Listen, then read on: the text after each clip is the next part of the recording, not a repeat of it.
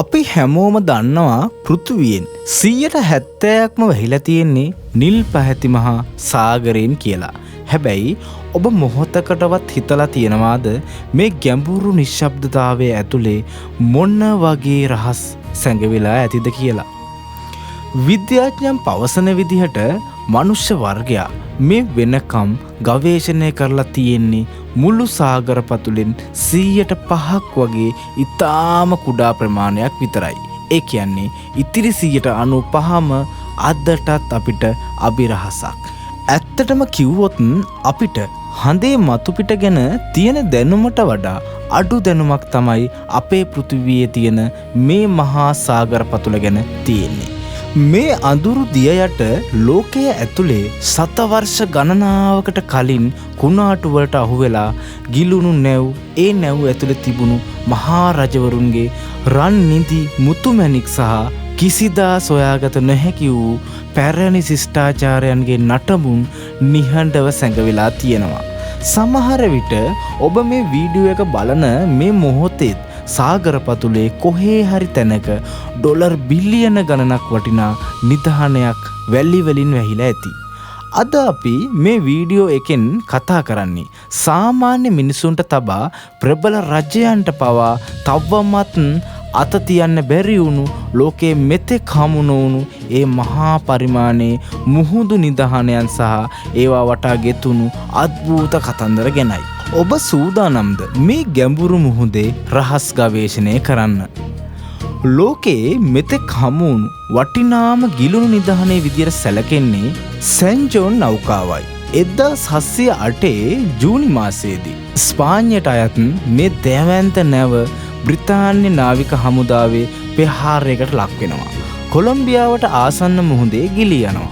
ඒ වෙනකොට මේ නැවේ ස්පාන්න රජුට අයිති රන්කාසි මිලියන 11ක් රිදී ටොන් ගණනාවක් සහ මරකත මැණික් විශාල ප්‍රමාණයක් තිබුණා. මෙහි වර්තමාන වටිනාකම ඇමරිකානු ඩොලර් බිලියන 17ක්.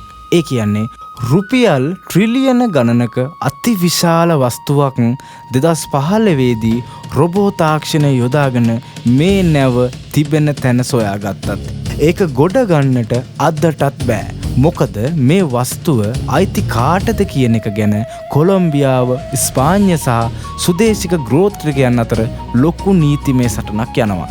ඒ නිසා මේ මහා නිධානය අදටත් මුහුදු පතුලේ නිහඬව ආරක්ෂා වෙනවා. දෙවැනි කතාව තමයි පරම්පරා ගණනාවක් තිස්සේ මිනිස්සු හොයන ඇට්ලාන්ටික් නගරය. ග්‍රීක දාර්ශනික ප්ලේටෝ අනුව මීට අවුරුදු 9000කට කලින් එක රැයකින් මුහුදට බිලි වුණු මේ නගරය මුල්මනින්ම රන් සහ රිදී වලින් නිම වූ එකක්. නූතන ගවේෂකයන් කියන්නේ බහාමාස් දූපත්වලට එහායින් තියෙන අද්භූත පාසාන සැකසුම් මේ නගරේ පාරවල් වෙන්න පුළුවන් කියලා. සමහර විශ්වාස කරන්නේ මේ නගරය ඇට්ලාන්ටික් සාගරය පතුලේ තවමත් නොනැසී පවතින බවයි. එය සැබෑවක් නම් එහි ඇති තාක්ෂණය සහ සම්පත් මුළු ලෝකයේම ඉතිහාසය වෙනස් කරන්නට සමත් වේවි.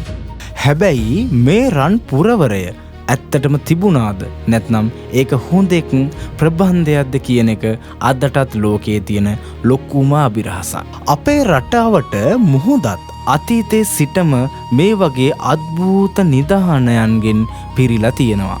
ඉපැරණි සේද මාවතේ ප්‍රධාන මධ්‍යස්ථානයක් වුණු ලංකාව අවට මුහුදේ පෘතුගීසි, ලන්දේසි සහ ඉංග්‍රීසි නැව් දහස් ගණනක් ගිලී තිබෙන බව වාර්තා වෙනවා. විශේෂයෙන්ම ගාල්ල වරාය සහ ත්‍රිකුණාමල වරාය ආශ්‍රිත මුහුදු පතුලේ තවමත් සොයා නොගත් වටිනා පුරාවස්තුන් මැණික් සහ රන් අඩංගු පෙට්ටි ඇති බවට සාක්ෂි හමු වී තිබෙනවා.